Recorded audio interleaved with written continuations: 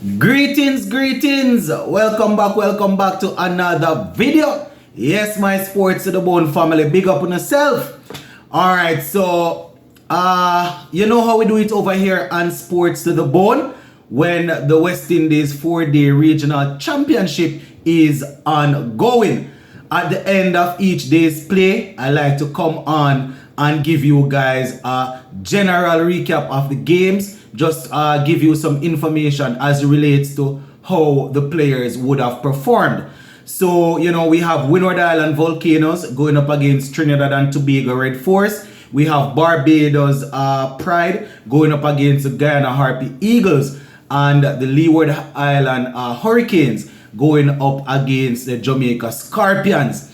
Now, earlier today in a post, I would have indicated to you guys that we had our two first Centurions in Matthew Nandu and Melius. So I'm just going to work my way through the scorecards so you can know how the teams are actually doing.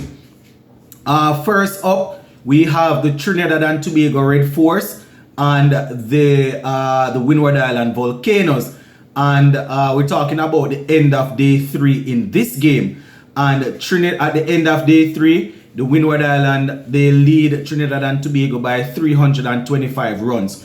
So in the first innings, we had Windward Island Volcanoes making 243.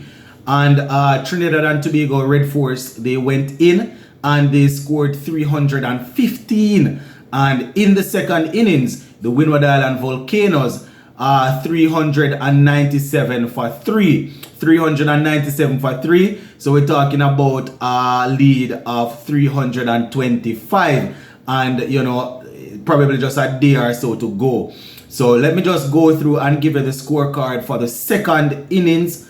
For the second innings, well, the rest of the first innings for Trinidad and Tobago Red Force, then the second innings for Windward Islands. Now, yesterday, I gave you some information on the Trinidad and Tobago Red Force. You know, I had indicated that the top scorer for them was Tian Webster with 17. Well, Tian Webster got 79, but the top scorer was Django with 86.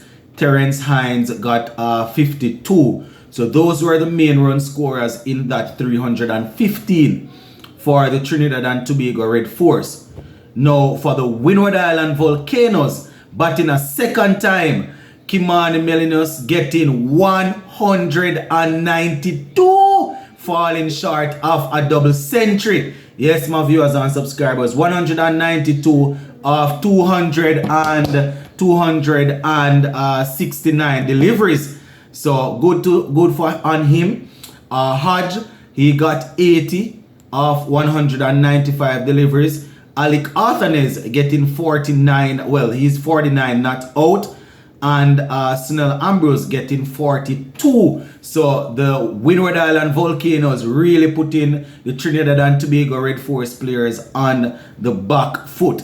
Bowling so far for the Trinidad and Tobago Red Force.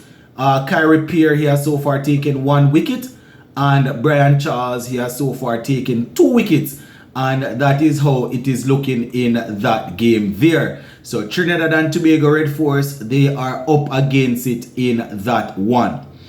Alright, let us move on to the next game now, where we have the Barbados Pride taking on the Guyana Harpy Eagles. And we also had a century in this game. So the Guyana Harpy Eagles, they scored 371 all out, 371 all out. And in that innings there, we have Matthew Nandu getting 126 of 331 deliveries.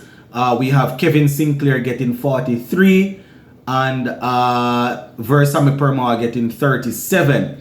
Bowling for the Barbados Pride, Akeem Jordan taking 2, McAllister taking 3, and Chaim Holler taking 3 wickets. So that is how things went for the Guyana Harpy Eagles. The Barbados Pride batting now. They finished day 2 on 105 for 3. 105 for 3. and we have McCaskey getting 26. Shane Mosley finally getting some runs under his belt with 65. And, you know, not out so far, Shamar Brooks on 10 and Kian Harding on 3. The wicket takers so far for the Guyana Harpy Eagles, Shamar Joseph picking up 1, Kevin Sinclair picking up 1, and Versamer Permal picking up 1. So that is how that game is looking so far.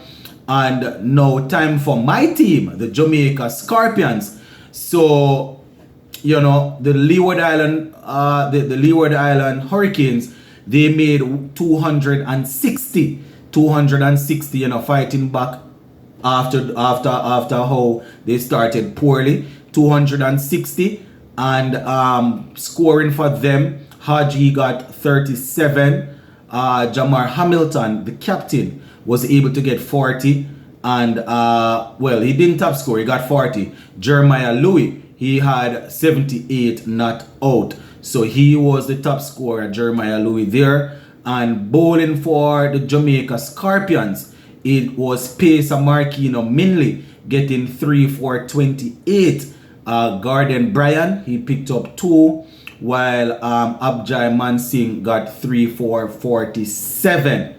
And at the close of day 2, going in search of that 260, the Jamaica Scorpions, they are 186 for 6. So they trail by 74 runs. So this game is probably evenly poised as of now. You know, batting for the Jamaica Scorpions, Leroy Lugg, he got 79. Paul Palmer, the captain, was able to get 47.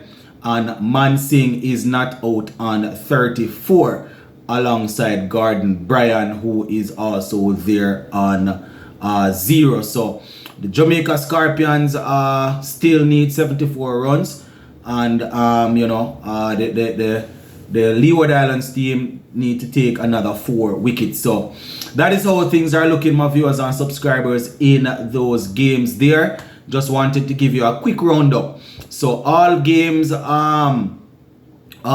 looking good. Trinidad and Tobago Red Force and Windward Islands, they are at the end of day 3. The other 2 games, they are at the end of day 2. So definitely gonna keep a close eye on things to see how day 3 will progress for the other teams. So gonna leave it right there for now. Just want to say shout out to the Centurions. Shout out to the guys for getting you know, getting those runs under their belt. The guys that were able to pick up some wickets, shout out to them. It's definitely a good start to the tournament. That is it for now, my viewers and subscribers. Gonna leave this one right here for now. Sports to the bone. Big up on yourself.